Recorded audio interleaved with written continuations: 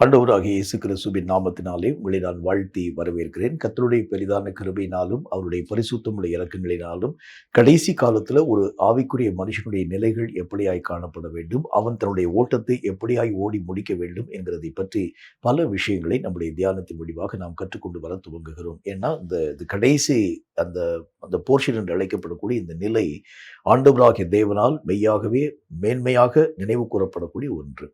இதுல நம்ம சற்று இடரலின் ஊடாக கடந்து போகிறது உண்டானாலும் கூட நமக்கு பின்பதாக வரக்கூடிய அநேகம் ஜனங்கள் நம்மை கண்டு இடருண்டு கடந்து போக ஆரம்பிக்கிறதுனால நாம் அவர்களுக்கு அடையாளமாக காணப்படக்கூடிய முகாந்திரமாக நம்முடைய நிலைகளை ரொம்ப ஜாக்கிரதையாக பாதுகாப்பாக ஆசரிக்க வேண்டியது அவசியமான ஒன்று. வேத புஸ்தகத்தில் பல நிலைகளின் ஊடாக கடைசி கால கிறிஸ்துவனுடைய வாழ்க்கை எப்படிப்பட்ட ஒரு ஒழுக்கமாக அல்லது ஆண்டவராகிய தேவனுடைய சட்டத்திற்கு உட்படுத்தப்படக்கூடிய ஒரு நிலையின் ஊடாக எப்படி கடந்து போக வேண்டும் என்கிறதை பற்றி பல விளக்கங்களை நம்முடைய தியானத்தின் முடிவாக நாம் கற்றுக்கொண்டு வந்தோம். இன்றைக்கும் கூட ஒரு முக்கியமான கருத்தை நான் உங்களோடு கூட பேச வேண்டும் என்று ஆசைப்படுகிறேன். கொஞ்சம் ஆழமாக இந்த ஒரு காரியத்தை நீங்கள் கவனிக்க வேண்டும். கொலோசியருக்கு எழுதப்பட்ட நிருபம் 1வது அதிகாரம் 11வது வசனம் இந்த வார்த்தையை நமக்கு சொல்கிறது. கொலோசியர் 1வது அதிகாரம் 11வது வசனத்தை வாசிக்கிறேன், கவனிங்க. அது என்ன வார்த்தையை சொல்வது பாருங்க. சந்தோஷத்தோட கூடிய எல்லா பொறுமையும் நீடிய சாந்தமும் உண்டாவதற்கு மகிமையான அவருடைய வல்லமையின்படி எல்லா வல்லமையாலும் பலப்படுத்தப்படவும் உங்களுக்காக வேண்டுதல் செய்கின்றோம். ஒரு மனுஷனுடைய ஆவிக்குரிய வாழ்க்கையில சில நிலைகளிலே நீங்களும் நானும் வல்லமைப்படுத்தப்படக்கூடிய ஒரு மக்களாய் விளங்கி விடுகிறோம். ஆனால் வேத புஸ்தகத்துல ஆண்டவராகிய தேவன் திட்டமும் தீர்க்கமாய் ஒரு காரியத்தை பற்றி வலியுறுத்தி பேசுகின்றார். எல்லா காரியத்திலும் எல்லா நிலைகளிலும் நீங்களும் நானும் வலிமைப்படுத்தப்பட வேண்டியது அவசியம். ஒரு யுத்தத்தின் ஊடாக கடந்து போக ஆரம்பிக்கிறது உண்டானால் ஏதாகிலும் ஒரு போர்ஷனை நம்முடைய வாழ்க்கையிலே வலிமையாக காணப்பட்டு மற்றொரு போர்ஷன்ல ஒருவேளை நாம் வலிமை இழந்த ஒரு மக்களாய் இருக்கிறது உண்டானால் எளிதாக சத்துருவினால் நீங்களும் நானும் வீழ்த்தப்படக்கூடிய நிலைகளின் ஊடாக கடந்து போகிறத பார்க்க முடியும். அப்போ ஒரு மனுஷனுடைய ஒரு ஓட்டத்துல ஒரு ஆவிக்குரிய ஒரு தன்மையில அல்லது ஒரு யுத்த களத்துல அவனுடைய எல்லா நிலைகளிலும் முழுக்க வலிமையோடு கூட காணப்பட ஆரம்பித்தால் அது அவனுடைய சிந்தனையா இருக்கலாம், அவனுடைய பலமாய் காணப்பட ஆரம்பிக்கலாம், அவனுடைய நோக்கமா இருக்கலாம், அவன் கையில் வச்சிருக்கக்கூடிய ஆயுதமா இருக்கலாம். இப்படி என்ன காரியமாய் காணப்பட ஆரம்பித்தாலும் ஒரு விசேஷமான வல்லமை அதிலே காணப்பட ஆரம்பித்தால் மட்டும்தான் அவைகளை பயன்படுத்தக்கூடிய ஒவ்வொரு விதமான தன்மைகளுக்கு உரிய அதாவது உறுதியான பலன்களை அவன் தன்னுடைய வாழ்க்கையிலே தடை இல்லாமல் பெற்றுக்கொள்ள முடியும். அப்ப ஆண்டவராகிய தேவன் அதைத்தான் நம்முடைய வாழ்க்கையில வலியுறுத்த ஆரம்பிக்கிறார். ஏதாகிலும் ஒரு போர்ஷனை வலிமையாக மெய்யாக உன்னுடைய நிலைகளை ஆசிரிக்கக்கூடிய ஒரு மனுஷனா மட்டும் இருக்கக்கூடாது. எல்லா விதமான நிலைகளிலும் உன்னுடைய சிந்தனையில கூட அந்த ஒரு வலிமை பிரதிபலிக்க வேண்டியது அவசியம். உன்னுடைய பேச்சில கூட அந்த மாதிரியான ஒரு வலிமை பிரதிபலிக்க வேண்டியது அவசியம். உன்னுடைய வரங்கள்ல கூட அந்த மாதிரியான ஒரு வல்லமை பிரதிபலிக்கப்பட வேண்டியது அவசியம். இப்படி ஒவ்வொரு காரியத்திலும் வலிமை பெற்ற ஒரு மக்களாக நீங்கள் விளங்க ஆரம்பித்தால் மட்டும்தான் இந்த கடைசி கால ஓட்டத்துல திறமையாக ஓடி தேவனுடைய திட்டங்களை நிறைவாக்க நம்மால் முடியும். ஆகவேதான் அப்போஸ்தலனாகிய பரிசுத்த பவுல் நம்மை பார்த்து ஒரு வார்த்தை சொல்கின்றார். எல்லா வல்லமையிலும் நீங்கள் பலமடைய வேண்டும். எல்லா விதமான காரியத்திலும் ஒவ்வொரு பகுதிக்கும் ஆண்டவராகிய தேவன் பல விதமான வலிமைகளை நமக்காக முன் வைத்திருக்கிறார். இவைகளை நாம் சரியான விதத்திலே ஆராய்ந்து பார்த்து இவைகளை நாம் தடையில்லாமல் நம்முடைய வாழ்க்கையிலே பெற்றுக்கொள்ள துவங்க ஆரம்பித்தால் மட்டும்தான் வேதம் சொல்லக்கூடிய நல்ல ஒரு வார்த்தையின் அடிப்படையில் இந்த வல்லமைகளிலே மிகுந்த ஒரு மக்களாக வலிமையான காரியங்களை சாதிக்கும் மக்களாக விளங்கக்கூடிய இந்த கடைசி கால ஓட்டத்தின் ஊடாக தகுதி பெற்ற ஒரு மக்களாக மாற்றத்தின் ஊடாக பயணிக்க உங்களாலும் என்னாலும் ஆகும். கேட்கும் கர்த்தருடைய பிள்ளையே, சகல வல்லமைகளுக்கு உரிய தேவனாகிய கர்த்தர் நமக்காக முன்பதாகவே இந்த வல்லமைகள் யாவற்றையும் நமக்காக ஆண்டவராகிய தேவன் சேர்த்து வச்சிருக்கிறார். இவைகளை தகுதியான விதத்தில் அந்தந்த காரியங்களை நாம் தகுதியான நேரத்தில் பயன்படுத்த துவங்க ஆரம்பித்தால் மட்டும்தான் தேவன் வைத்திருக்கக்கூடிய திட்டத்தின் இலக்கை எட்ட உங்களாலும் என்னாலும் ஆகும். சரி, வல்லமையான ஒரு வாழ்க்கையினுடைய நிலைகள் என்றால் எதை ஆண்டவராகிய தேவன் நம்முடைய வாழ்க்கையிலே வலியுறுத்த ஆரம்பிக்கிறார்? எதெல்லாம் நம்முடைய வாழ்க்கையிலே ஒரு வலிமைப்படுத்தப்பட வேண்டியது அவசியம். நம்முடைய வாழ்க்கையிலே சில காரியங்களை நம்மை அறியாத ஒரு பலவீனத்தின் நிலைகளின் ஊடாக கடந்து போக ஆரம்பிக்கிறத பார்க்க முடியும். இந்த பலவீனம் இது அந்த ஒரு போர்ஷனோடு கூட நின்று விடாத அளவிற்காக இது ஒட்டுமொத்த உடலையும் பாதிக்கக்கூடிய அளவிற்காக இருக்கிறது மாதிரி.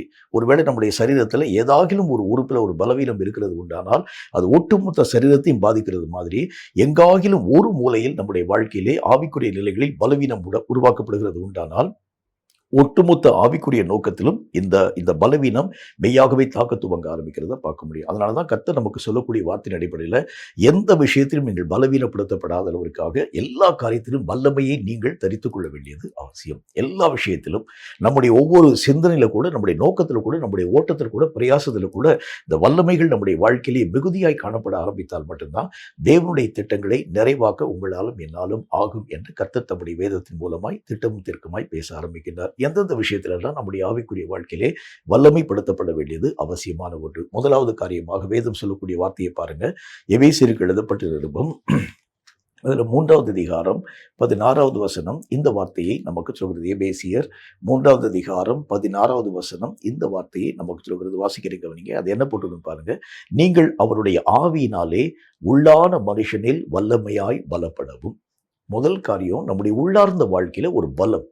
இந்த பலம் நம்முடைய வாழ்க்கையிலே மிகுந்து காணப்பட ஆரம்பித்தால் மட்டும்தான் எல்லா விதமான தன்மைகளை ஜெயிக்க உங்களாலும் என்னாலும் ஆகும் என்று கர்த்தர் தம்முடைய வேதத்தின் மூலமாய் திட்டம் தீர்க்கமாய் பேச ஆரம்பிக்கின்றார். நம்முடைய உள்ளான காரியத்தில் இது வெளியரங்கமாய் காணப்படாத ஒன்றாக இருக்க ஆரம்பித்தாலும் கூட உள்ளான வாழ்க்கையில நம்மை அறியாத ஒரு புதிய பலம் இயேசு கிறிஸ்து வாழ்ந்த அந்த காலத்தில் எடுத்து பார்க்க ஆரம்பிக்கிறது உண்டானால் அவர் சரீரத்திலே ரொம்ப பலவீனமாய் காணப்படக்கூடியவர் தான். என்றாலும் உள்ளான வாழ்க்கையில் ஆண்டவராக தேவனுடைய பலத்திற்கு முன்பதாக பிசாசினுடைய வல்லமைகள் கூட நிற்க முடியாமல் போனதை நீங்களும் நானும் வாசித்திருக்க முடியும். அந்த உள்ளான வாழ்க்கையில நாம் பலப்படுத்தப்பட ஆரம்பிக்கும் பொழுதுதான் நம்மை எதிர்பேச முடியாத அளவிற்காக, நமக்கு அந்த தீங்கான காரியங்களை விளைவிக்க முடியாத அளவிற்காக சத்துருபானமா எத்தனை விதமான ஆயுதங்களை நமக்கு விரோதமாய் உருவாக்க ஆரம்பித்தாலும் சரீரத்தினுடைய பலவீனத்தை கண்டு அல்ல, உள்ளான மனுஷனுடைய பலத்தை கண்டு அவன் பயம் கொள்ளக்கூடியவனாய் விளங்க ஆரம்பிக்கிறதை பார்க்க முடியும். வசனத்துல நல்ல ஒரு வார்த்தை நமக்கு இவ்விதமாக எழுதப்பட ஆரம்பிக்கிறது. அவனுடைய சரீரம் பலவீனமானது, அவனுடைய வாயின் வார்த்தைகளோ பலம் உள்ளது என்று கர்த்தருடைய வசனத்தில் வாசிக்கிறோம். அந்த அப்ப இந்த உள்ளாக இருந்து வரக்கூடிய அந்த ஒரு பலம் தான் எல்லா விதமான ஆவிக்குரிய மண்டலங்களை மெய்யாகவே கர்த்தருடைய நாமத்தினால் ஜெயிக்கக்கூடிய வல்லமையை நம்முடைய வாழ்க்கையை உருவாக்கக்கூடியதாக விளங்க ஆரம்பிக்கிறத பார்க்க முடியும். இந்த ஆவிக்குரிய நிலைகளில் அழைக்கப்படக்கூடியது புறம்பாக காணப்படக்கூடிய நம்முடைய சரீர பிரகாரமான சட்டத்திற்கு அடக்கப்படக்கூடிய ஒரு காரியம் அல்ல. இந்த சரீர பிரகாரமான காரியத்திற்கு நமக்கு என்னென்ன விதமான காரியங்கள் நமக்கு தேவைப்பட ஆரம்பிக்கிறது அப்படின்னா சரீரத்தை பலப்படுத்தக்கூடிய அளவிற்காக, சரீரத்திலே போராட்டங்களை மேற்கொள்ளக்கூடிய அளவிற்காக நீங்களும் நானும் பயிற்சிகளை மேற்கொள்ள வேண்டியது அவசியம். ஆனால் ஆவிக்குரிய நிலைகள் இவைகளுக்கு முற்றிலும் மாறாக்கப்படக்கூடிய ஒன்று. கர்த்தராகிய தேவனுடைய வார்த்தைகளுக்கு முழுக்க நீங்கள் கீழ்ப்படிய ஆரம்பித்தால், வசனங்களை நீங்கள் உங்கள் வாழ்க்கையிலே அவ்வப்போது பயன்படுத்த ஆரம்பித்தால், ஜெபத்திலே உறுதியாய் தரித்திருக்க ஆரம்பிக்கிறது உண்டானால் உங்கள் உள்ளான மனிதன் பலமுள்ளவனாய் விளங்க ஆரம்பிக்கிறதை பார்க்க முடியும். நல்ல ஒரு விஷயத்தை புரிஞ்சுக்கங்க. வெளியரங்கமான மனிதனால் சாதிக்கப்படக்கூடிய காரியங்களை காட்டிலும் உள்ளான மனிதனிலே காணப்படக்கூடிய பலத்தினால் எல்லா காரியத்தையும் சாதிக்க நம்மளால முடியும். ஆண்டவருடைய வேத புத்தகத்தில் வாசிக்கிறோம். அதைத்தான் ஆண்டவராகிய இயேசு கிறிஸ்து இந்த உலகத்திலே வலியுறுத்தும்படிக்காய் கடந்து வர ஆரம்பித்தார். அவர் சொல்லுகின்றார், உள்ளான வாழ்க்கையிலே உன்னுடைய வாழ்க்கையிலே காணப்படக்கூடிய பலத்தை வைத்துக்கொண்டு எதையும் சாதிக்க நம்மால் முடியும். ஆண்டவராகிய தேவனுடைய வசனத்தில் பார்க்கிறோம். அதாவது ஒரு சின்ன ஒரே ஒரு கடுகு விதையளவு விசுவாசம் நம்முடைய வாழ்க்கையிலே காணப்பட ஆரம்பித்தாலும் இது எங்க இருக்கக்கூடிய ஒரு பலம் என்றால் உள்ளான வாழ்க்கையிலே காணப்படக்கூடிய பலம். ஒரு சின்ன ஒரே ஒரு விதையளவு, அதாவது கடுகு விதையளவு விசுவாசத்தின் வல்லமை காணப்பட ஆரம்பித்தாலும் சரீரத்தினால் செய்ய முடியாத ஒரு பெரிய காரியத்தை சாதிக்க முடியும்னு கர்த்தர் சொல்கின்றார். அதாவது இந்த மலையை பார்த்து சமுத்திரத்திலே தள்ளுண்டு போய் என்று சொன்னால் அது அப்படியே ஆகும். இது எப்படி சாத்தியமாக்கப்பட முடியும்? இது மனுஷீகத்தினுடைய அந்த தன்மைக்கு அப்பாற்பட்ட ஒன்றாக இருக்க ஆரம்பித்தாலும் உண்மையாகவே ஆவிக்குரிய பலத்தினால் எதையும் சாதிக்க நம்மால் முடியும் என்று கர்த்தர் நமக்கு சொல்கின்றார். இந்த நாட்களில் அநேகம் ஆவிக்குரிய மக்களுடைய வட்டாரங்களிலே அறிய முடியாமல் காணப்பட ஆரம்பிக்கிறதுனால சரீர பிரகாரமான முயற்சியின் ஊடாக அவங்க கடந்து போறாங்க. நல்ல ஒரு காரியத்தை நீங்க விளங்கிக் கொள்ள வேண்டியது அவசியம். சரீர பிரகாரமான முயற்சியினாலே சாத்தானை தோற்கடிக்க நம்மளால முடியாது. சரீர பிரகாரமான முயற்சினாலே ஆவிக்குரிய மேன்மையை பெற நம்மளால முடியாது. சரீர பிரகாரமான முயற்சியில ஆண்டவராகிய தேவனை தரிசிக்க நம்மளால முடியாது. எந்த ஆவிக்குரிய மாற்றத்தையும் இந்த சரீர பலத்தினால் உங்களாலும் என்னாலும் உருவாக்க முடியாது. அப்ப நம்முடைய வாழ்க்கையில எது முக்கியமாக தேவைப்பட ஆரம்பிக்கிறதுனா நம்முடைய ஆவிக்குரிய நிலைகள் பலம் உள்ளதாக காணப்பட ஆரம்பிக்கிறது உண்டானால் சரீர பிரகாரமான காரியத்திலும் ஆவிக்குரிய நிலையிலும் பெரிய மாற்றத்தை உருவாக்க முடியும். நல்லா நீங்க இந்த ஒரு வார்த்தை நீங்க அண்டர்ஸ்டாண்ட் பண்ணிக்கணும். நம்ம சரீர பிரகாரமான பலத்தினால் ஒருவேளை சரீர பிரகாரமான காரியத்திற்கு அநேக விதமான தன்மைகளை நம்ம பெற்றுக்கொள்ளலாம். ஆனால் ஆவிக்குரிய பலம் நம்முடைய வாழ்க்கையிலே வளர ஆரம்பிக்கிறது உண்டானால் ஆவிக்குரிய காரியத்திலும் நன்மையை பெற முடியும், சரீர பிரகாரமான காரியத்திலும் மேன்மையான காரியங்களை பெற்றுக்கொள்ள முடியும். அதனால அப்போஸ்தலனாகிய பரிசுத்த பவுல் சொல்கின்றார், ஆவிக்குரியவனுக்கு எல்லாவற்றையும் ஆராய்ந்து நிதானிக்கக்கூடிய அந்த பக்குவம் அவனுக்குள்ள இருக்கிறது. ஆனால் சரீர பிரகாரமான மனுஷன் சரீர பிரகாரமான காரியத்தை அறிவானே தவிர ஆவிக்குரிய விஷயங்களை பற்றி அவனுக்கு அறிவில்லாமல் காணப்பட ஆரம்பிக்கிறத பார்க்க முடியும். அப்படின்னா என்ன அர்த்தம்? இந்த ஒரே ஒரு விஷயம் நம்முடைய வாழ்க்கையிலே உருவாக்கப்பட ஆரம்பிக்கிறது உண்டானால் 2 நிலைகளிலும் வெற்றி பெற்ற ஒரு வாழ்க்கை வாழ நம்மால் முடியும். சரீர பிரகாரமாகவும் ஆவிக்குரிய பிரகாரமாகவும் வெற்றியான ஒரு வாழ்க்கை வாழ நீங்களும் நானும் மெய்யாகவே ஆண்டவராகிய தேவனுக்குள் உறுதியாக இயங்க வேண்டும் என்று சொன்னால் உள்ளான மனிதனில் நம்மை அறியாத ஒரு வல்லமையான ஒரு பலம் நம்முடைய வாழ்க்கையிலே வர வேண்டியது அவசியம். கர்த்தருடைய நாமத்தினாலே மோசே என்கிற மனுஷனுடைய வாழ்க்கையிலே ஆண்டவராகிய தேவனுடைய பலத்தை நம்பி உள்ளான மனிதனில் பலம் வாய்ந்த மோசே இவனை அழிக்கிறதற்காக, இவனை மோதி அதம் பண்ணும்படிக்காக ஒரு கூட்டம் பார்வோனுடைய சேனையே எழும்ப ஆரம்பித்தாலும் இந்த ஆவிக்குரிய உள்ளான மனிதனை இந்த மோசே, அதாவது இந்த மோசே என்கிற மனுஷனுக்குள் காணப்படக்கூடிய உள்ளான பலத்தை மேற்கொள்ள பார்வோனாலும் அவனுடைய சேனையினாலேயும் கூட முடியல. இதுதான் ஆண்டவராகிய தேவன் நமக்கு வச்சிருக்கக்கூடிய ஒரு விசேஷமான ஒரு பங்கு. இதை நிறைய பேருடைய வாழ்க்கையில நீங்களும் நானும் பயன்படுத்தாமல் காணப்பட ஆரம்பிக்கிறனால தான் நாம் நம்முடைய வாழ்க்கையிலே பல நேரங்களில் திகைத்து போக ஆரம்பிக்கிறத பார்க்க முடியும். நல்லா நீங்க புரிஞ்சுக்கோங்க, உள்ளான ஒரு வாழ்க்கையிலே வரக்கூடிய பலத்தை நான் பயன்படுத்த ஆரம்பிக்கிறது உண்டானால் வெளியரங்கமாய் 1000, 10,000, லட்சம் சேனைகள் எனக்கு விரோதமாய் வர ஆரம்பித்தாலும் கூட அவைகளுக்கு எதிர்த்து நிற்க என்னால் முடியும். ஆகவே தான் ஆண்டவராகிய தேவன் சொல்லுகின்றார், உங்களுக்கு விரோதமாய் உருவாக்கப்படக்கூடிய ஒவ்வொரு விதமான காரியங்களிலும் கர்த்தருடைய வேதம் சொல்லக்கூடிய வார்த்தையை பாருங்க, 1000 பேர் அல்லது 10,000 பேர் உங்களுக்கு விரோதமாய் வந்தாலும் ஒன்றும் உங்களை சேதப்படுத்த முடியாது. ஏன்னா உள்ளாக ஒரு பலம் நம்முடைய வாழ்க்கையில் இருக்கிறது உண்டானால் நம்மை தொடுகிறதற்கும் நம்மை மேற்கொள்வதற்கும் அவங்களுக்கு எந்த விதமான பலத்தையும் அவர்கள் தங்களுடைய வாழ்க்கையில பயன்படுத்த முடியாது. ஆகவேதான் கர்த்தராகிய தேவனுடைய அந்த வாழ்க்கையில இந்த உள்ளான பலத்திற்கு அவர் அதிகமாய் முக்கியத்துவம் கொடுக்க ஆரம்பிக்கிறத பார்க்க முடியும். பவுலினுடைய வாழ்க்கையில கூட இந்த உள்ளான பலத்திற்கு அவர்கள் மெய்யாகவே பலம் அது முக்கியத்துவத்தை அவர்கள் தரக்கூடிய ஒரு மக்களாய் விளங்க ஆரம்பிச்சனால்தான் தங்களுக்கு எதிராக வந்திருக்கக்கூடிய எந்த ஆயுதங்களையும் குறித்து அவர்கள் மெய்யாகவே பயப்படவே இல்லை. ஏனென்றால் எல்லா காரியங்களையும் மேற்கொள்ளக்கூடிய உள்ளார்ந்த பலம் அவர்களுடைய வாழ்க்கையிலே காணப்படக்கூடியதாக இருக்க ஆரம்பிச்சதுனால எல்லா விதமான விஷயங்களையும் எளிதாக அணுகக்கூடிய ஒரு மக்களாக, மேற்கொள்ளக்கூடிய ஒரு மக்களாக விளங்க ஆரம்பிக்கிறதை பார்க்க முடியும். அப்போ முதல் தேவை என்ன அப்படின்னா உள்ளார்ந்த வாழ்க்கையிலே நீங்களும் நானும் பலமடையக்கூடிய அளவிற்கான அந்த வல்லமையை நான் என்னுடைய வாழ்க்கையிலே உள்ளான மனிதனிலே பெற வேண்டியது அவசியம். இதைத்தான் கர்த்தராகிய தேவன் வலியுறுத்த ஆரம்பிக்கிறார். உள்ளான மனுஷனுக்கு பலத்தை எப்படி பெறுகிறது? அதிகமான ஜெபமும் அதிகமான ஊழியமும் அதிகமாக கர்த்தருக்கு பிரியமான காரியங்களின் ஊடாக நீங்களும் நானும் கடந்து போக ஆரம்பிச்சாலே உள்ளான மனிதனுக்குள்ளாக நம்மை அறியாத ஒரு பலமடையக்கூடிய ஒரு தன்மை வாழ்க்கையிலே உருவாக்கப்பட ஆரம்பிக்கிறத பார்க்க முடியும். கர்த்தருடைய நாமத்தினால ஆகாப் என்கின்ற மகா பெரிய மன்னனுக்கு முன்பதாக எதிர்த்து நிற்கக்கூடிய எலியாவுக்கு உள்ளான மனுஷனிலே காணப்படக்கூடிய பலம் போதுமானதாய் காணப்படக்கூடியதாய் விளங்கிற்று. இது மாதிரி அநேக விதமான மக்களுடைய நிலைகளை நான் உங்களுக்கு சொல்ல முடியும்.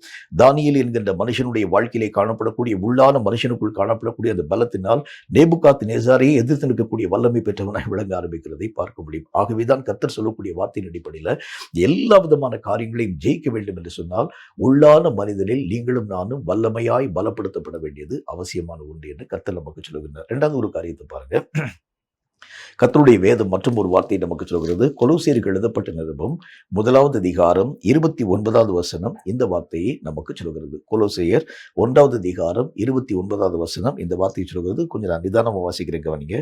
அதற்காக நான் எனக்குள்ளே வல்லமையாய் கிரியை நடப்பிக்கிற அவருடைய பலத்தின்படி போராடி பிரயாசப்படுகின்றேன்.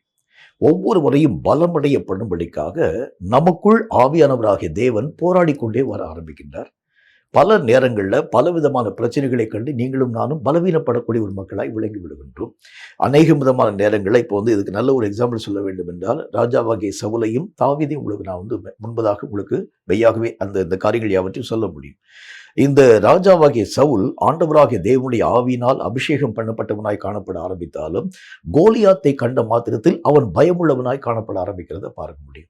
ஆனால் தாவீதுக்குள் கர்த்தராகிய தேவனுடைய அபிஷேகம் காணப்படக்கூடிய அந்த நேரத்தில் அவனுக்குள் வல்லமையாய் போராடி கிரியைகளை செய்யக்கூடிய ஆவியானவராகிய தேவனோடு கூட இணைந்து அவன் பயணிக்க ஆரம்பித்த பொழுது இந்த கோலியாத்தை கண்ட மாத்திரத்தில் தாவீதினுடைய பலம் இன்னும் அதிகரிக்கக்கூடியதாய் விளங்க ஆரம்பிக்கிறத பார்க்க முடியும். முன்னிலும் அதிகமாய் கர்த்தருடைய நாமத்தினால அவனுக்கு எதிராக வரக்கூடிய சிங்கத்தை மேற்கொள்ளக்கூடிய காரியத்தை காட்டிலும், அவனுக்கு எதிராக வரக்கூடிய அநேக விதமான சத்துருக்களுடைய காரியங்களை மேற்கொள்ளக்கூடிய காரியத்தை காட்டிலும், அவனுக்கு எதிராக அவனுடைய அந்த மந்தைகள் யாவற்றையும் ஜெயிக்கும்படிக்க வரக்கூடிய அநேக விதமான கரடிகளுக்கு முன்பதாக அவன் பலப்படுத்தப்படக்கூடிய அந்த காரியங்களை காட்டிலும் தனக்குள் இயங்கும் ஆவியானவராகிய தேவனோடு கூட இசைய ஆரம்பித்த பொழுது கோலியாத்தை ஒரு அற்பமான ஒரு பார்வையாக பார்க்கக்கூடியவனாய் அவருடைய நிலைகள் மாற்றத்தின் ஊடாக கடந்து போக ஆரம்பிக்கிறத பார்க்கணும். மலையை போல காணப்படக்கூடிய கோலியாத்.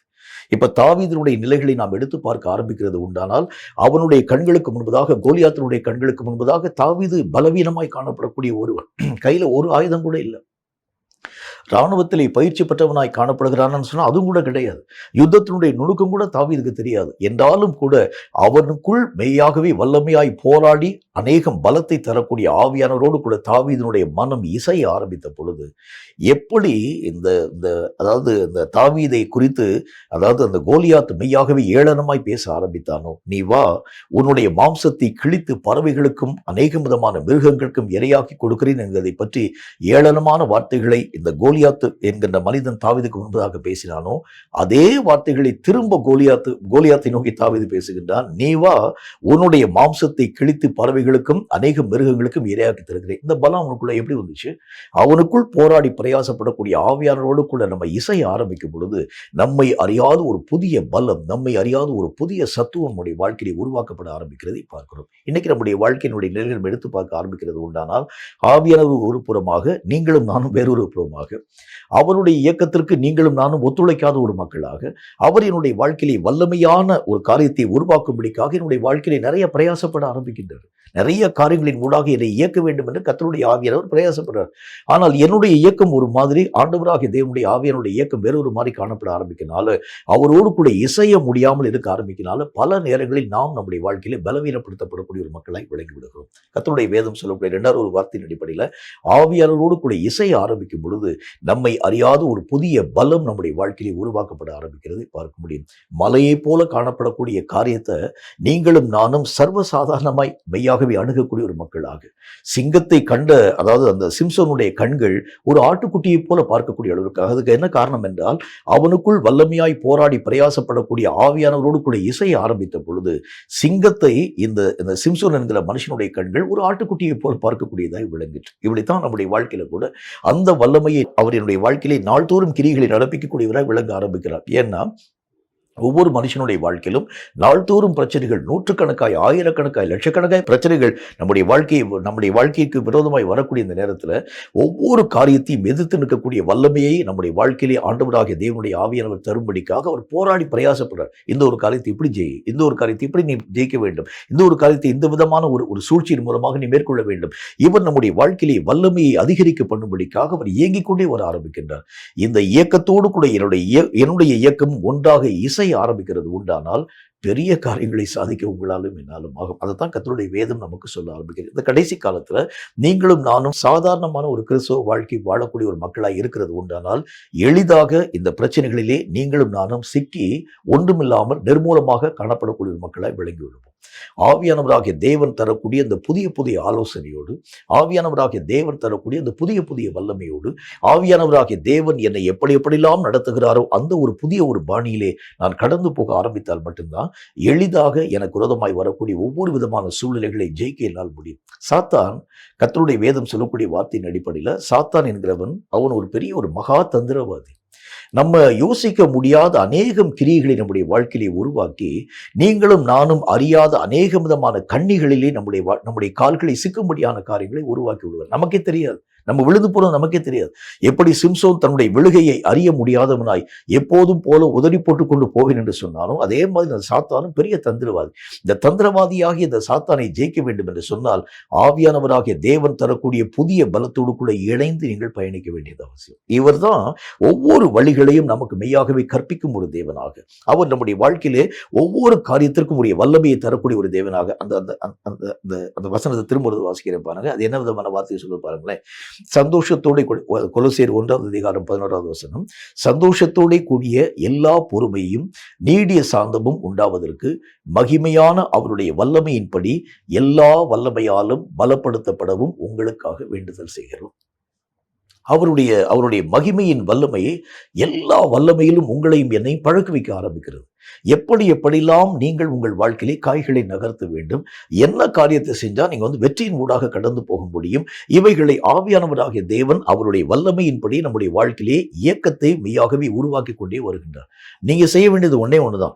அவர் மெய்யாகவே நம்ம இழுத்துக்கொண்டு போகக்கூடிய அந்த இயக்கத்திற்கு இசைந்து நம்ம பயணிக்க ஆரம்பிக்கிறது உண்டானால் எல்லாவற்றையும் ஜெயிக்க நம்மளால முடியும். நம்ம பல நேரத்தில் இந்த ஆவிக்குரிய காரியங்களை பற்றி நம்ம அறியாத ஒரு பயம் நம்முடைய வாழ்க்கையில வரும். இது எப்படி நான் ஜெயிப்பேன், இது எப்படி நான் போராடுவேன், இந்த ஒரு காரியத்தில் எப்படி நான் அதான் ஆண்டவராகிய தேவனுடைய திட்டத்தின்படி ஒரு பரிபூர்ணமான ஒரு வெற்றியின் ஊடாக கடந்து போக முடியும். நம்ம எறியாத ஒரு பலவீனம், நம்ம எறியாத ஒரு பயம், நம்ம எறியாத ஒரு திகைப்பு. கர்த்தர் சொல்கிறார், நீ எந்த ஒரு காரியத்தை பற்றி பயப்படவே வேண்டாம்.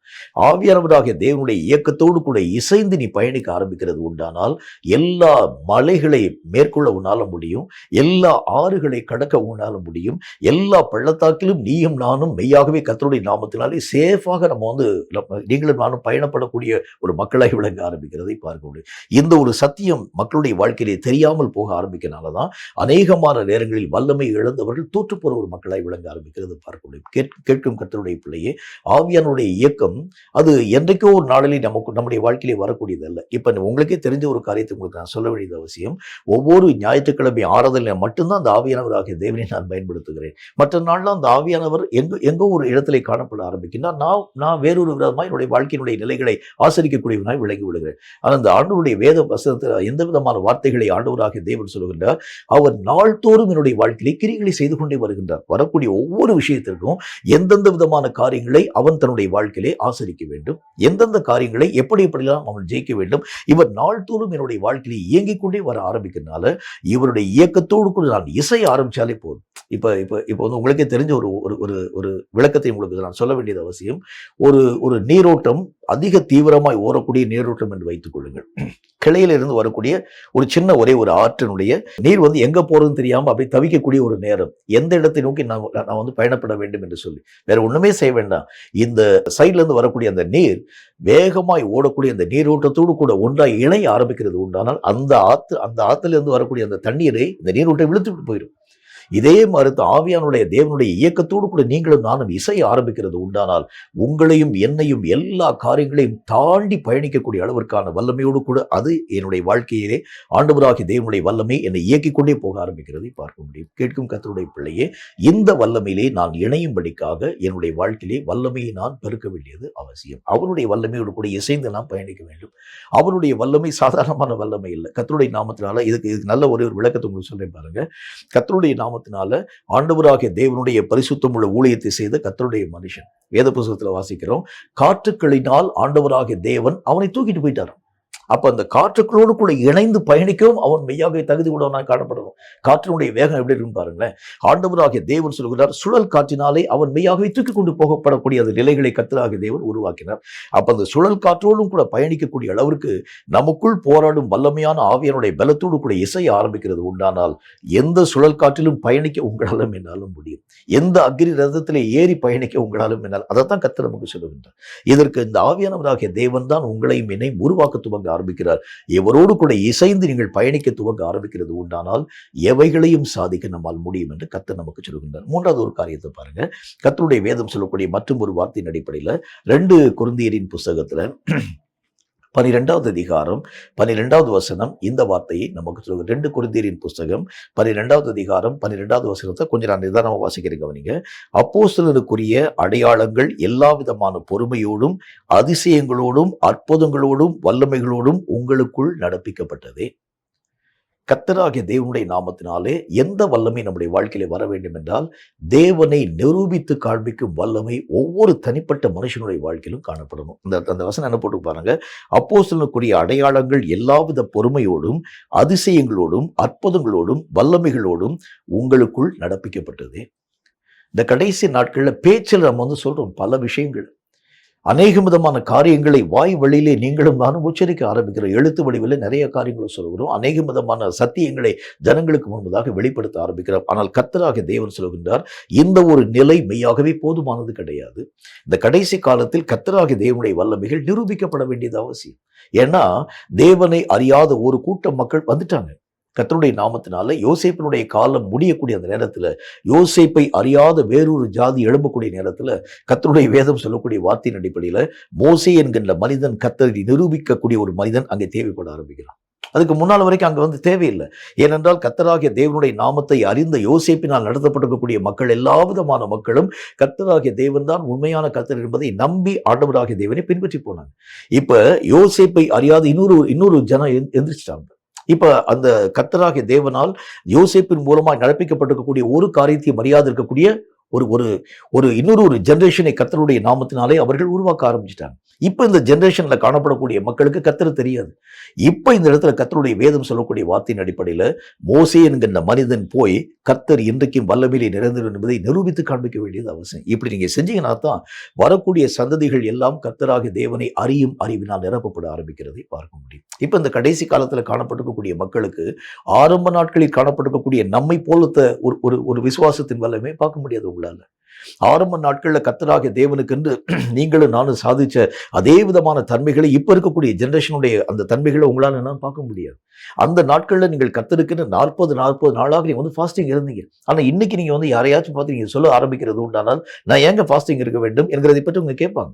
உபவாசத்தினால் தான் வல்லமை என்கிறதை பற்றி நீங்கள் பேசினால் கூட அவைகளை விளங்கிக் கொள்ளாது இருக்கக்கூடிய சந்ததிகள் இப்ப நம்முடைய கண்ணுக்கு முன்னால் இருக்கு.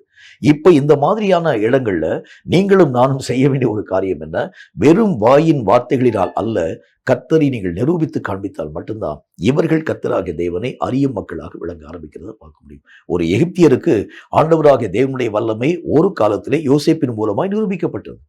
கர்த்தராகிய தேவன் வல்லமையிலே நிறைந்தவர் என்பதை பற்றி அறிந்த பார்வோன் அங்கு காணப்படக்கூடிய எகிப்தியர் அத்தனை விதமான மக்களுக்கும் சட்டங்களை ஏற்ற ஆரம்பிச்சான். இந்த யோசேப்பை ஆண்டவராகிய தேவன் சகல ஞானத்தினாலே நிரப்ப ஆரம்பிச்சனாலதான் இந்த பஞ்ச காலத்திலே நீங்களும் நானும் காப்பாற்றப்பட்டோம். ஆகவே யோசேப்பினுடைய கடவுள் தான் உண்மையான கடவுள் என்பதை ஜனங்களுக்கு முன்பதாக அறிவிக்க துவங்கினார். ஜனங்கள் எல்லாரும் கர்த்தருடைய நாமத்தினாலே அவனுடைய கடவுளை அவர்கள் பின்பற்ற ஆரம்பிச்சாங்க. ஆனா இப்ப இருக்கக்கூடிய காலங்கள்ல வேதம் சொல்லக்கூடிய வார்த்தையின் அடிப்படையில கர்த்தராகிய தேவனுடைய நாமத்தினால இனி வரக்கூடிய புதிய ஒரு சந்ததி, புதிய ஒரு ஜெனரேஷன், இவங்க தேவனையும் அறியல, கர்த்தருடைய நாமத்தினால் நடத்தப்பட்டிருக்கக்கூடிய மற்ற எந்த விதமான காரியத்தையும் உங்களுடைய கண்கள் பார்க்கவே இல்லை. இப்போ அவங்களுடைய தன்மைகள் எல்லாம் தன்னுடைய மனம் போன போக்கின்படி நடக்கக்கூடிய ஒரு ஜெனரேஷனை பார்க்கிறோம். இப்ப இவர்களுக்கு யார் தேவைப்படுகிறார்கள்? வேதம் சொல்லக்கூடிய வார்த்தையின் அடிப்படையில கர்த்தரை நிரூபிக்கும் ஒரு மோசே தேவைப்படுகின்றார். அந்த மோசையாக நீங்களும் நானும் மாற்றப்பட வேண்டும் என்றால் தேவனுடைய வல்லமை உங்கள் மூலம் என் மூலம் நிரூபிக்கப்பட வேண்டியது அவசியம். இப்ப கர்த்தரை வாயின் வார்த்தையின் மூலமாய் அல்ல, கர்த்தரை வாயின் காரியங்களின் மூலமாய் அல்ல, நிரூபிக்கும் மக்களாக விளங்க வேண்டும் என்றால், அப்போஸ்தலர்களுக்குள் உரிய அந்த அடையாளங்கள் உங்கள் மூலமாய் நிகழ்த்தப்பட வேண்டும் என்றால் அந்த வல்லமையிலே நீங்களும் நானும் நிரப்பப்பட வேண்டியது அவசியம். கர்த்தரை நிரூபித்து காண்பிக்கும் பயிலாகி நிறைந்த ஒரு மக்களாக ஆரம்ப நாட்களில் மரித்தோரை உயிரோடு கூட எழுப்பினார்கள். ஜனங்களுக்குள் விசுவாசம் மெய்யாகவே பலுகவும் பெருகும் கூடியதாய் விளங்கிற்று. கர்த்தருடைய நாமத்தினாலே பிசாசின் வல்லமைகளை ஜனங்கள் துரத்தினாங்க. எல்லா ஜனங்களும் கர்த்தரை அறியும் அறிவினால் நிரப்பப்படக்கூடிய நிலைகளின் ஊடாக கடந்து போக ஆரம்பித்தார்கள். கர்த்தருடைய நாமத்தினாலே பெரிய காரியங்களை சாதிக்க ஆரம்பிச்சாங்க. வானங்களை அழைக்கவும் திறக்கவும் தக்கதாக கர்த்தருடைய நாமத்தினாலே வானத்திலிருந்து பெரிய பெரிய காரியங்களை கர்த்தராகிய தேவனுடைய இந்த வல்லமையோடு கூட ஜனங்கள் நிரூபிக்க ஆரம்பிச்சதுனால ஜனங்கள் எல்லாரும் கர்த்தருக்கு பயப்படக்கூடிய ஜனங்களாக விளங்க ஆரம்பிச்சாங்க. ஆனால் இன்றைக்கு தேவனை நிரூபிக்கக்கூடிய இல்லை, வாயில பேசுறான், வாயில சொல்றான், ஆனா நிரூபிக்கக்கூடிய மனுஷன் இல்லை. ஏதோ ஒரு காரியத்தை பற்றி பேசுகிறான். கர்த்தர் இந்த நாளிலே உங்களுக்கு அற்புதங்களை செய்வார் என்பதை பற்றி பேசுகிறானே தவிர அந்த அற்புதங்கள் அந்த மனுஷனுடைய வாழ்க்கையிலே உருவாக்கப்பட்டதா இல்லையா தெரியல. வேதம் சொல்லக்கூடிய வார்த்தையின்படி நிரூபிக்கக்கூடிய அந்த வல்லமைகள் நம்முடைய வாழ்க்கையிலே உருவாக்கப்பட ஆரம்பித்தால் மட்டும்தான் இந்த கடைசி காலத்தில் கர்த்தருடைய நாமத்தை மகிமைப்படுத்த உங்களாலும் என்னாலும் ஆகும். இதுக்கு ஒரு வல்லமையை கர்த்தராகிய தேவன் நமக்கு வச்சிருக்கிறார். இந்த வசனத்தில் என்ன போட்டிருக்கு? அப்போஸ்தலருக்குரிய அடையாளங்கள் எல்லா விதமான பொறுமையோடும் அதிசயங்களோடும் அற்புதங்களோடும் வல்லமைகளோடும் உங்களுக்குள் நடப்பிக்கப்பட்டதே. தேவனாகிய கர்த்தரால் தெரிந்து கொள்ளப்பட்டிருக்கக்கூடிய மனுஷனுக்கு இருக்கக்கூடிய அடையாளம் என்ன? அதிசயங்களினாலும் அற்புதங்களினாலும் அடையாளங்களினாலும் நிரூபிக்கப்படக்கூடிய ஒரு தன்மைதான் ஆண்டவராகிய தேவனால் தெரிந்து கொள்ளப்பட்டிருக்கக்கூடிய அப்போஸ்தலருடைய அடையாளம். தேவனாகிய கர்த்தரால் அழைக்கப்பட்டிருக்கக்கூடிய ஊழியனுடைய அடையாளம் அதுதான். இந்த அடையாளங்கள் நிரூபிக்கப்பட வேண்டும் என்றால் கர்த்தராகிய தேவனுடைய வல்லமையோடு கூட இசைந்து பயணிக்க வேண்டியது அவசியமான ஒன்று. கேட்கும் கர்த்தருடைய பிள்ளையே, பலவீனமான கிறிஸ்தவனாய் அல்ல, பலவீனமாக கர்த்தருடைய வார்த்தைகளை சொல்லக்கூடியவனாய் அல்ல, ஒரு சபைக்குள்ளாக முடங்கின ஒரு ஊழியத்தை செய்யக்கூடிய ஒரு மனிதனாக அல்ல. எந்த இடத்திலும் நம்ம கடந்து போக ஆரம்பிக்கிறது உண்டானால் பிரச்சனை வந்துடும், வேதனை வந்துடும், கஷ்டம் வந்துடும். ஆகவே என்னுடைய ஊழியத்தின் நிலைகளை நான் முடக்கி கொண்டு இதே நிலைகளுக்குள்ளாக நான் கடந்து போய் இல்லை. கர்த்தருடைய வேதம் சொல்லக்கூடிய வார்த்தையின் அடிப்படையிலே கர்த்தராகிய தேவனை நிரூபிக்கக்கூடிய மனிதனை ஆண்டவராகிய தேவன் இன்றைக்கும் தேடக்கூடியவராய் விளங்குகிறார். அவருடைய வல்லமை அந்த நாட்களில் இருந்தது காட்டிலும் இன்றைக்கு அவருடைய வல்லமை இன்னும் அதிகமாய் காணப்படுகிறதை தவிர அந்த வல்லமைகள் மெய்யாகவே குன்றி போகல. அந்த வல்லமைகளை நிரூபிக்கக்கூடிய ஒரு மனிதனாய் நீங்களும் நானும் விளங்க ஆரம்பித்தால் மட்டும்தான் இந்த கடைசி காலத்தில் செய்யக்கூடிய காரியத்தை செய்து தேவனுடைய நாமத்தை மகிமைப்படுத்த நம்மால் முடியும். கேட்கும் கர்த்தருடைய பிள்ளையே, ஒரே ஒரு ஓட்டத்தை ஓடுறோம். இந்த ஓட்டத்தை ஆண்டவராகிய தேவனுடைய நாமத்தினால் நிரூபித்து காண்பிக்கும் ஒரு ஓட்டமாகும். கர்த்தருடைய நாமத்தை ஜனங்களுக்கு முன்பதாக மகிமைப்படுத்தும் ஒரு ஓட்டமாக, எல்லா வல்லமையிலும் நிரப்பப்பட்ட ஒரு வாழ்க்கை வாழும் ஒரு மக்களாக விளங்க ஆரம்பிக்கிறது உண்டானால், ஆவிக்குரிய வாழ்க்கையிலே பலம் உள்ளவன் சகலத்தையும் சாதிக்கக்கூடியவராய் விளங்கி விடுகிறான் என்று சொல்லி கர்த்தருடைய வசனத்தில் பார்த்தோம். கர்த்தருடைய நாமத்தினால எல்லா விதமான ஆவியானவராகிய தேவனோடு கூட இசைந்து நான் பயணிக்க ஆரம்பிக்கிறது உண்டானால் பெரிய காரியங்களை சாதிக்க நம்மால் முடியும் என்கிறதை பற்றி பார்த்தோம். கடைசியாக அவருடைய பரிசுத்தமுள்ள வல்லமையை நிரூபிக்கக்கூடிய அந்த வல்லமைகளை நாம் பெற்றுக்கொள்ள ஆரம்பித்தால் மட்டும்தான் இந்த கடைசி கால ஓட்டத்தை தேவனுடைய சித்தத்தின்படி நேர்த்தியாய் ஓடி முடிக்க உங்களாலும் என்னாலும் ஆகும். கேட்கும் கர்த்தருடைய பிள்ளையே, கிறிஸ்தவம் பலவீனப்பட்டு போறதுக்கு காரணம் என்ன என்று சொன்னால், அவருடைய வல்லமை ஒரு புறமாய் ஆண்டவராகிய தேவனால் சவதரிக்கப்படக்கூடியதாய் விளங்க ஆரம்பித்தாலும் அவைகளை இந்த கடைசி கால ஜனங்கள் பயன்படுத்தக்கூடிய அந்த தன்மைகளை தன்னுடைய வாழ்க்கையிலே மெய்யாகவே உபயோகப்படுத்துகிறது கிடையாது. அதை விட்டுறாங்க. ஏதோ தன்னுடைய மனம் போன போக்கின்படி ஊழியங்களின் ஊடாக கடந்து போறாங்க. ஏதோ ஒரு காரியத்தை செய்ய ஆரம்பிக்கிறாங்க. நான் கர்த்தருடைய ஊழியத்தை செஞ்சுட்டேன்னு சொல்லி மன நிறைவோடு கூட அவங்க இருக்க ஆரம்பிக்கிறத பார்க்க முடியும். வேதம் சொல்லக்கூடிய வார்த்தையின் அடிப்படையில் எதை கர்த்தரினுடைய வாழ்க்கையில எதிர்பார்க்கிறாரோ அதை புரிந்து கொண்டு நீங்கள் இயங்க ஆரம்பிக்கிறது உண்டானால் பெரிய காரியங்களை ஆண்டவருடைய நாமத்தினாலே நீங்களும் நானும் நிரூபித்து காண்பித்து கர்த்தரே தேவன் என்பதை நிரூபித்து காண்பித்து கர்த்தருடைய நாமத்தை மகிமைப்படுத்த நம்மால் முடியும். அவருடைய வல்லமையோடு கூட இசைந்து நீங்கள் பயணிக்க ஆரம்பிக்கிறது உண்டானால் பெரிய காரியங்களை சாதித்து தேவனுடைய சித்தத்தை நிறைவாக்கி தேவராஜ்யத்தை சென்று அடைய முடியும் என்கிறதில் சந்தேகம் ஒன்றுமில்லை. தலைகளை தாழ்த்தி கண்களை மூடி கர்த்தரை நோக்கி நாம் ஜெபம் செய்வோம். சர்வ வல்லமையுள்ள ஆண்டவராகிய கர்த்தாவே, எங்களுக்காக உருவாக்கப்பட்டிருக்கக்கூடிய வல்லமைகளை பற்றி இன்றைக்கு நாங்கள் கற்றுக்கொள்ள ஆவியானவராகிய கர்த்தர் நீ தந்த மென்மையான கிருபைகளுக்காக நன்றி செலுத்துகிறோம். கர்த்தருடைய நாமத்தினாலே உரைக்கப்பட்ட வார்த்தையின் அடிப்படையிலே உள்ளான மனிதனுடைய பலம்தான் எல்லா காரியங்களையும் சாதிக்கக்கூடிய வல்லமை வாய்ந்தது என்பதை நாங்கள் கற்றுக்கொள்ள ஆரம்பித்தோம். கர்த்தாவே, எங்களோடு கூட இணைந்து பணியாற்றும்படிக்காக இயங்கக்கூடிய ஆவியானவரோடு கூட நாங்கள் இசைய ஆரம்பிக்கிறது உண்டானால் பெரிய காரியங்களை சாதித்து தேவனுடைய வல்லமைகளை கர்த்தாவை ஜனங்களுக்கு முன்பதாக அறிவுறுத்த எங்களால் முடியும் என்கிறதை பற்றி கர்த்தர் சொன்னீரப்பா. கர்த்தருடைய நாமத்தை அறிவிக்கிறது மட்டுமல்ல, நிரூபிக்கும் கடைசி கால ஊழியர்களாக நாங்கள் விளங்க வேண்டும் என்று எங்களுக்கு சொன்னேன். இதற்கு தேவை அவருடைய உள்ளான கர்த்தாவே அந்த பலத்திலே நாங்கள் நிறைந்த ஒரு வாழ்க்கையை வாழ வேண்டும் என்கிறதை பற்றி கர்த்தர் எங்களோடு கூட பேசிட்டு கொண்டு வந்திருக்க கர்த்தாவே, இந்த வார்த்தைகளை கேட்கக்கூடிய உடைய பிள்ளைகளாகிய நாங்கள் என்னென்ன வல்லமைகள் ஆண்டவராகிய தேவனால் எங்களுக்கென்று வைக்கப்பட்டிருக்கிறதோ அவைகளை நாங்கள் எங்கள் வாழ்க்கையிலே தடையில்லாமல் பெற்றுக்கொண்டு அந்த உரிமைகளை நாங்கள் பயன்படுத்தி தேவனுடைய நாமத்தை நிரூபித்து காண்பித்து அநேகம் ஆயிரம் லட்சம் கோடி மக்களை கர்த்தருடைய மந்திலே சேர்க்கவும் நாங்களும் உம்முடைய சித்தத்தின்படி செய்து உம்முடைய ராஜ்யத்தை வந்து அடையவும் கிருபை தந்து ஆசீர்வதிக்க வேண்டும் என்று இயேசு கிறிஸ்துவின் நாமத்தினால் வேண்டிக் கொள்கிறோம் எங்கள் பரிசுத்தமுள்ள நல்ல பிதாவே. ஆமேன், ஆமேன். இந்த வார்த்தைகளை கேட்ட உங்கள் ஒவ்வொருவரையும் கர்த்தர் அளவில்லாமல் ஆசீர்வதிப்பாராக. எல்லா வல்லமையிலும் நீங்கள் பலமடையும்படிக்காக கர்த்தரை நோக்கி நீங்கள் ஜெபம் பண்ணுங்க.